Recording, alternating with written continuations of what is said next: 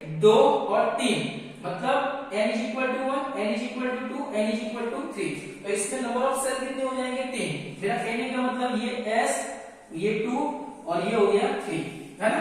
तो यहाँ पे 2 इलेक्ट्रॉन रहेगा, 2s में 2 ऑर्बिटल है, एक p होता है और फिर 2 s ऑर्बिटल है, दोनों में आपको ध्यान रखना ये हो गया। और लास्ट वाला जो है, मेरा कहने का मतलब ये है टॉप टू बॉटम में जाओगे, n नंबर इंक्रीज हो रहा है, n नंबर इंक्रीज होने से न्यूक्लियस के आसपास नंबर ऑफ सेल क्या होगा? इंक्रीज होगा।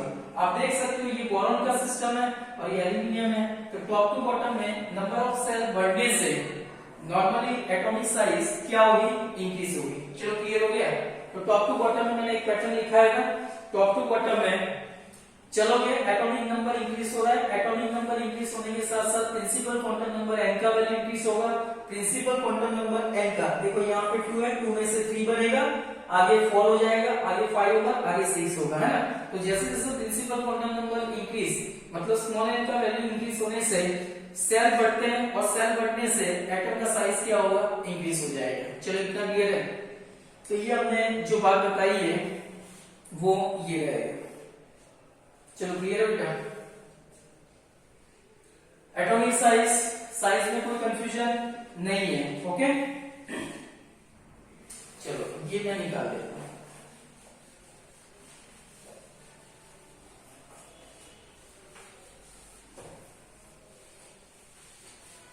तो ये तो हमारा एक जनरल चीज की बात हो गई।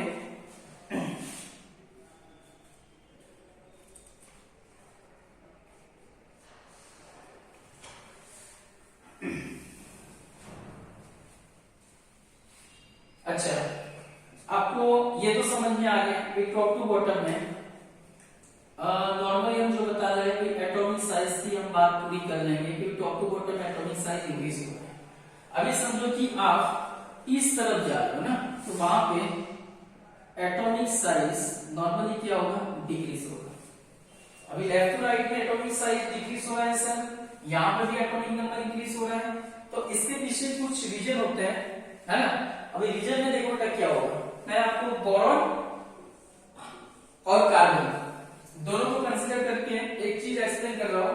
वही चीज समझो कि 15, 16, 17 और 18 ग्रुप में फॉलो होगा, है ना। जैसे मैंने पहले भी बता दिया था कि भाई बोरॉन जो है उसका 5 नंबर के हिसाब से 1s2 2s2 2p1 हो गया। अभी समझो कि कार्बन 6 नंबर है, 1s2 2s2 2p2 हो जाएगा।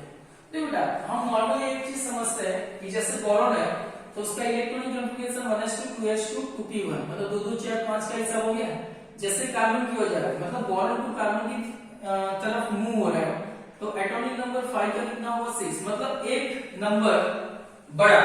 अभी एक नंबर बढ़ने से, और दूसरी चीज ध्यान रखना है यहाँ पे 2p है मतलब उसका आउटर मोस्ट मतलब वैलेंस सेल का जो ऑर्बिट है वो बोरॉन में कार्बन में फिक्स है। मतलब जैसे मैं बोरॉन की सिस्टम में ड्रॉ कर रहा हूं, ये बोरॉन का न्यूक्लियस हो गया, ये उसका ऑर्बिटल हो गया, है ना। और जैसे मैं कार्बन की बात कर रहा हूं तो ये कार्बन का न्यूक्लियस हो गया, ये कार्बन का दो ऑर्बिट हो गया। मतलब ऑर्बिटल जो होता है n = 1 n = 2 है, इसमें भी n = 1 n = 2 है।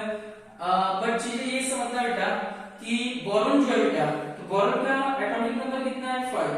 तो 5 होने से उसका जो न्यूक्लियस है, तो ये न्यूक्लियस की बात कर रहे हैं, वो न्यूक्लियस में जैसे हमने पढ़ा था कि number of electron is equal to number of proton is equal to atomic number, जब आपका एटम ग्राउंड स्टेट में पड़ा हुआ है ना। तो ये ग्राउंड स्टेट में जो बोरॉन है उसका एटॉमिक नंबर हो गया 5, तो नंबर ऑफ प्रोटॉन कितना हुआ? 5, नंबर ऑफ इलेक्ट्रॉन कितना हो जाएगा? 5। तो यहाँ पे समझो बेटा जो न्यूक्लियस है वो न्यूक्लियस में प्रोटॉन कितना रहेगा? +5। बट चीज समझो बेटा जब भी कार्बन की बात हो रही है तो कार्बन का 6 नंबर के हिसाब से ये कार्बन जो है उसके न्यूक्लियस में टोटल प्रोटॉन कितना होगा? +6। अभी चीजें समझो बेटा, इसमें नंबर ऑफ प्रोटॉन 5 है, पर इसमें समझो कि जो n = 1, जो 1s वाला ऑर्बिट है उसमें 2 इलेक्ट्रॉन है, और समझो कि 2s, पर 2s मतलब n = 2 उसमें 2 ऑर्बिट है s and p, पर जिसका प्रिंसिपल नंबर 2 है, ये सबसेल की बात हो रही है 2 नंबर, उसमें मैक्सिमम इलेक्ट्रॉन कितना हो गया? 3। तो यहाँ पे समझो कि 1 2 और 3 इलेक्ट्रॉन है, जबकि इसमें क्या होता है बेटा, s में 2 इलेक्ट्रॉन है, 1s में 2 इलेक्ट्रॉन है, पर p सेकंड सेल जो है उसमें 2 + 2 कितना हो गया 4, तो 1 2 3 4। ध्यान रखना बेटा, मैं थोड़ा स्पेसिफाई कर रहा हूं, ये वाला जो इलेक्ट्रॉन है वो हमारा p ऑर्बिटल का है, ये वाला जो इलेक्ट्रॉन है वो s ऑर्बिटल का है, समझना। ये वाला जो इलेक्ट्रॉन है वो हमारा p ऑर्बिटल का है, ये वाला जो इलेक्ट्रॉन है वो s ऑर्बिटल का है, ताकि आपको समझ में आए, है ना। पर ये वाला समझो कि n = 2 है। अभी चीजें समझो बेटा, लेफ्ट टू राइट में एटॉमिक साइज डिक्रीज क्यों होती है, तो डिक्रीज होने का रीजन एक ही है, समझो बेटा कि अगर मैं इसमें ये बोरॉन हो गया, ये कार्बन है ना, तो अगर मैं लेफ्ट टू राइट जा रहा हूं, कहां पे जा रहा हूं, लेफ्ट टू राइट, मतलब group number 13 to group number 18 की ओर जा रहा हूं।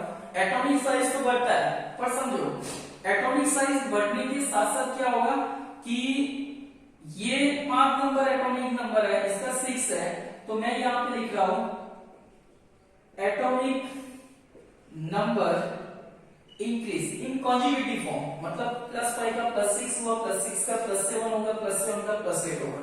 चलो एटॉमिक साइज इंक्रीज हुआ, तो वहां पे मैं लिख रहा हूं number of proton increase in nucleus, समझना बेटा, number of proton increase in nucleus. Nucleus के अंदर क्या होता है, प्रोटॉन इंक्रीज होता है। प्रोटॉन इंक्रीज होने से effective nuclear charge, effective nuclear charge क्या होगा, इंक्रीज होगा। इफेक्टिव न्यूक्लियर चार्ज इंक्रीज होने से attraction force toward valence electron क्या होगा, इंक्रीज होगा, समझ आ गया। यहां पर प्रोटॉन कितने हैं, 5 प्रोटॉन के हिसाब से ये पांचों प्रोटॉन यहां पे अट्रैक्ट कर रहे हैं। अभी समझना, साइज वही का वही है, पर ये जो न्यूक्लियस है उसमें पॉजिटिव चार्ज बढ़ा, पॉजिटिव चार्ज बढ़ने से इसका इलेक्ट्रॉन की तरफ का जो अट्रैक्शन है वो इंक्रीज हो गया, है ना, सिंपल सी बात है। ये साइज सेम है, पर पॉजिटिव बढ़ने से इफेक्टिव न्यूक्लियर चार्ज बढ़ेगा, और जब भी इफेक्टिव न्यूक्लियर चार्ज बढ़ेगा आउटर सेल में जो इलेक्ट्रॉन है उसके साथ का अट्रैक्शन बढ़ेगा, और अट्रैक्शन बढ़ने से जब भी आप 3 से 4, 4 से 15, 15 से 16, 16 से 17, 17 की 18 की ओर चलोगे, 18 की ओर चलोगे, एटॉमिक साइज ऑलवेज क्या होगा, डिक्रीज होगा। ये जनरल ट्रेंड है बेटा, तो चीजें क्लियर हो गया।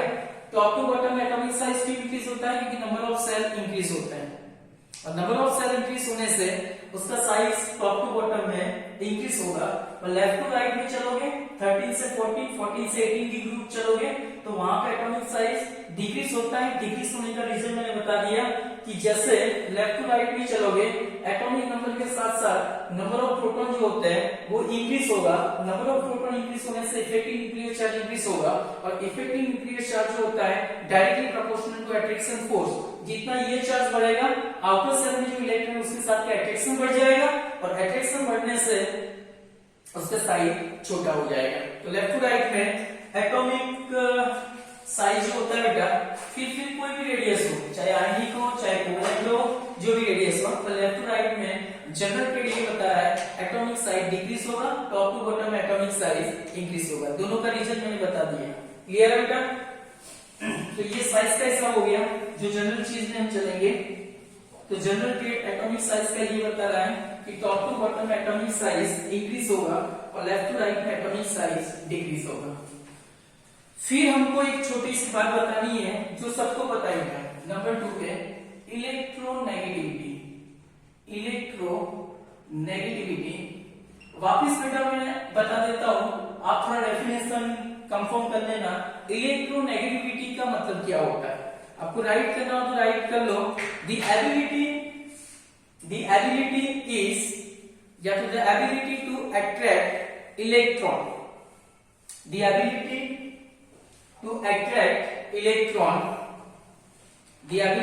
to attract electron is called electronegativity।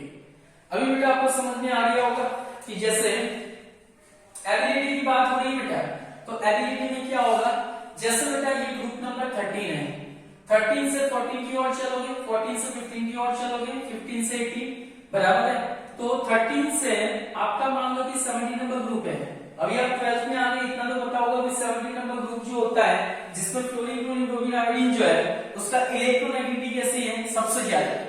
तो मेरा कहने का मतलब ये बेटा कि आपका 30 नंबर ग्रुप लेफ्ट साइड पे पड़ा हुआ है ना, तो लेफ्ट से आप कहां पे जा रहे हैं, राइट साइड की ओर चलोगे तो वहां पे इलेक्ट्रोनेगेटिविटी, समझ गए बेटा, इलेक्ट्रोनेगेटिविटी मतलब electron, the ability to gain of electron, electron को गेन करने का जो सिस्टम है वो नॉर्मली इंक्रीज होगा। तो 13 से 17 की ओर या तो लेफ्ट टू राइट की ओर चलोगे, इलेक्ट्रोनेगेटिविटी नॉर्मली क्या होगा, इंक्रीज होगा।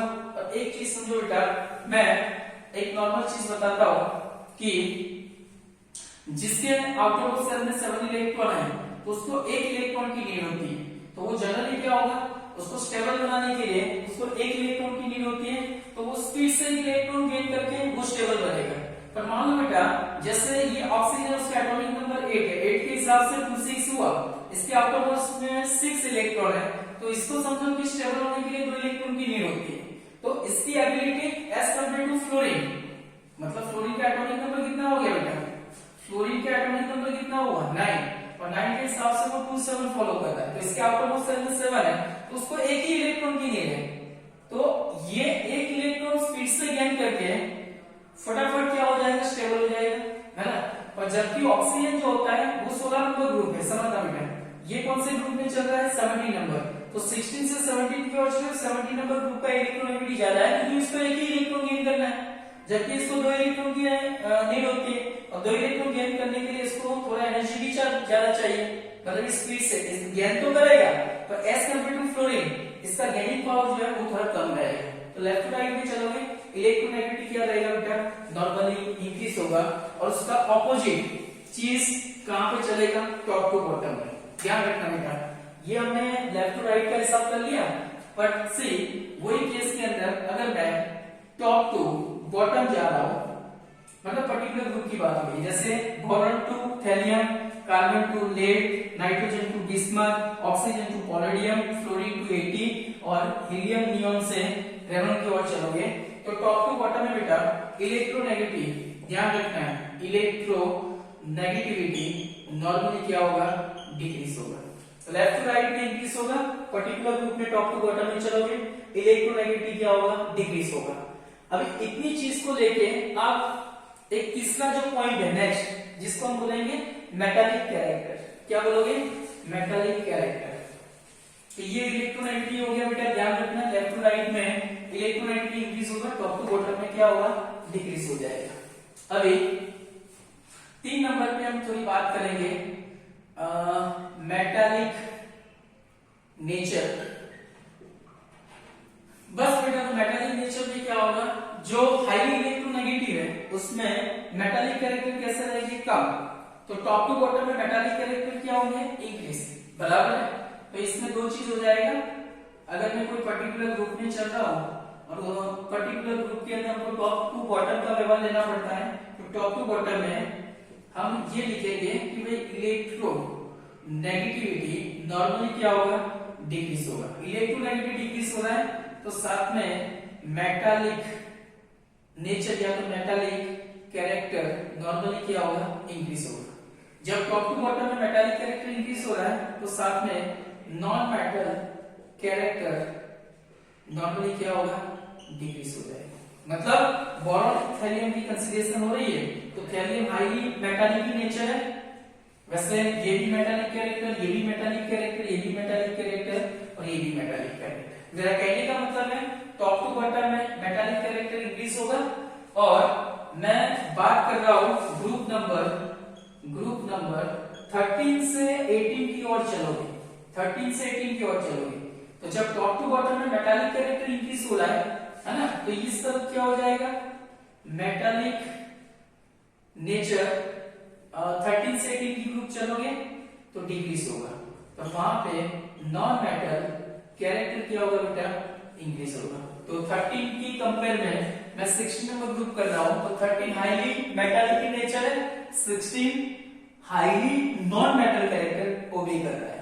पर समझो बेटा 60 में टॉप टू बॉटम में चलोगे तो सिस्टम में एक ही रहेगा, metallic character top to bottom में इंक्रीज होगा, मतलब oxygen non metal character follow करेगा, जबकि पॉलिडियम थैलियम जो है उसमें मेटालिक कैरेक्टर ज्यादा है। तो बेटा ये जनरल ट्रेड है जो आपको याद करना है। क्लियर हो गया? तो ये हमारा हो गया metallic character top to bottom में इंक्रीज होगा, लेफ्ट टू राइट में डिक्रीज हो जाएगा, है ना। इलेक्ट्रोपॉजिटिव नेचर जो होता है बेटा वो as reverse of the electronegative nature, तो वो भी हम देखेंगे जब इलेक्ट्रोपॉजिटिव की बात होगी। और लास्ट में एक बॉइलिंग पॉइंट और मेल्टिंग पॉइंट की बात है, तो आपको चीज ध्यान रखना बेटा, बॉइलिंग पॉइंट जो होता है उसका ट्रेड फिक्स है, पर समझो बेटा जब भी मेल्टिंग पॉइंट की बात होगी तो मेल्टिंग पॉइंट का ट्रेड फिक्स नहीं है। अभी बॉइलिंग पॉइंट में अगर मैं पर्टिकुलर ग्रुप की बात कर रहा हूं तो टॉप टू बॉटम आप चलोगे बेटा, कोई भी ग्रुप की बात है, कोई भी ग्रुप में टॉप टू बॉटम चलोगे तो उसमें एक ही ट्रेड फॉलो होगा, एटॉमिक नंबर इंक्रीज हो रहा है, एटॉमिक मास इंक्रीज होगा, तो बॉइलिंग पॉइंट नॉर्मली क्या होगा, इंक्रीज। देखो एटॉमिक नंबर इंक्रीज हो रहा है, साथ साथ में एटॉमिक मास बढ़ेगा, एटॉमिक मास बढ़ने से पर्टिकुलर मोल के हिसाब से नंबर ऑफ एटम इंक्रीज हो जाएगा, atomic number increase, atomic mass increase, तो वहां पे बॉइलिंग पॉइंट क्या हो जाएगा, इंक्रीज। पर मेल्टिंग पॉइंट में ये ट्रेड फॉलो नहीं हो रहा है ना, मेल्टिंग पॉइंट में ये ट्रेड फॉलो नहीं हो रहा है, क्यों? क्योंकि वहां पे हमको पर्टिकुलर हर एक एलिमेंट का स्ट्रक्चर को समझना है और समझने के बाद उसका एक्सप्लेनेशन रहेगा। मतलब मेल्टिंग पॉइंट कुछ जगह पे किसी का ग्रुप में हाई होगा, फिर समझो कि लो हो गया, कहीं पे मेल्टिंग पॉइंट थोड़ा बहुत इतना ज्यादा वेरिएशन भी नहीं होगा, तो वो पर्टिकुलर जो एलिमेंट है वो कौन से फॉर्म में अवेलेबल होता है उसके अकॉर्डिंग चलना पड़ेगा। तो मेल्टिंग पॉइंट पर्टिकुलर ग्रुप के लिए हम अलग अलग स्पेसिफिकेशन लिखेंगे भाई, कि मान लो कि आपका N2 है, N2 का सब लोग फ्लोरीन की ओर चलोगे, आर्सेनिक एसिड और बिस्मथ, तो उसमें नॉर्मली ये होता है कि यहाँ से यहाँ मान लो कि मेल्टिंग पॉइंट इंक्रीज होता है, आर्सेनिक एसिड में इतना ज्यादा मेल्टिंग पॉइंट का डिफरेंस नहीं होता है, फिर आर्सेनिक से बिस्मथ की ओर चलोगे मेल्टिंग पॉइंट थोड़ा डिक्रीज होगा, तो उसका पर्टिकुलर जो रीजन है हम पर्टिकुलर जब भी उसका एक्सप्लेनेशन स्टार्ट करेंगे तब पढ़ेंगे। चलो इतना क्लियर हो गया। तो ये हो गया हमारा जनरल डिस्क्रिप्शन, कि जिसमें अभी तक आपने जो पढ़ा हुआ है उसको वापस हमने रिवाइज किया, रिवाइज करने के बाद हमको आगे जो पढ़ना है उसके साथ ये सारे पॉइंट जो है वापस रिवाइज होंगे। सिर्फ कुछ कुछ चीजें जो होती है उसमें हमको थोड़ा बहुत एक्सप्लेनेशन देना है कि जहां पे प्रॉपर्टी में वेरिएशन आ रहा है, बाकी समझो बहुत सिंपल है। हम नेक्स्ट लेक्चर में हम 50 नंबर ग्रुप का स्टार्ट करेंगे, और 50 नंबर ग्रुप में जिस तरह से स्टार्ट करेंगे और जिस तरह से एंड करेंगे वैसे 60 नंबर ग्रुप 70 नंबर 18 का स्टार्ट करके वैसे ही एंडिंग करना है। दो चीज समझ लो बेटा, ग्रुप नंबर 15 हम स्टार्ट करेंगे, सबसे पहले वापस ये एलिमेंट की नीड रहेगी, नाइट्रोजन फास्फोरस आर्सेनिक एसपी और बिस्मथ। आपको अभी दो तीन चीजें उसका एटलीस्ट एक नोट्स बना लेना है कि ये एलिमेंट है, उसका एटॉमिक नंबर ये होगा, इसका इलेक्ट्रॉन कॉन्फ़िगरेशन ये होगा, और general trade off the property, क्योंकि जब भी कोई स्पेसिफिक केस आएगा कि ऐसा होना चाहिए पर ऐसा नहीं हुआ है, तो आपको ये तो समझ में आना चाहिए ना कि ऐसा होना चाहिए। क्लियर हुआ? तो ये चीजें आपको थोड़ा माइंड में रखना है। कल हम 50 नंबर ग्रुप जो है उसका सोर्स पढ़ेंगे, उसकी फिजिकल प्रॉपर्टी पढ़ लेंगे, उसका केमिकल प्रॉपर्टी पढ़ेंगे, ये तीनों चीज क्लियर हो जाए, फिर यही ग्रुप में जो एलिमेंट एलोट्रॉप्स पढ़ाएंगे वो एलोट्रॉप्स पढ़ेंगे। फिर लास्ट एक पॉइंट रहेगा कि हर एक ग्रुप में फर्स्ट 2 एलिमेंट जो होते हैं उसके इंपोर्टेंट कंपाउंड का नाम, उसको कैसे बनाना होता है, उसकी क्या केमिकल प्रॉपर्टी है, उसकी क्या फिजिकल प्रॉपर्टी है, और उसका एप्लीकेशन क्या है, ये चीज को पढ़ना है। बाकी सिंपल सी बात है बेटा, जैसे 15-16 कंप्लीट हो गया, 17-18 में टाइम नहीं लगेगा, वो स्पीड से कंप्लीट होगा। एग्जाम के लिए कुछ कुछ इंपोर्टेंट पॉइंट है, वो मैं आपको हर एक ग्रुप जैसे ही कंप्लीट होगा मैं क्वेश्चन दे दूंगा, वो क्वेश्चन को आपको अच्छी तरह से याद कर लेना है, लिख लिख के याद कर लेना है, क्योंकि इसमें ट्रेड फिक्स है कि कुछ कुछ क्वेश्चन रिवाइज ही होते हैं, है ना। चलो, have a nice day, thank you.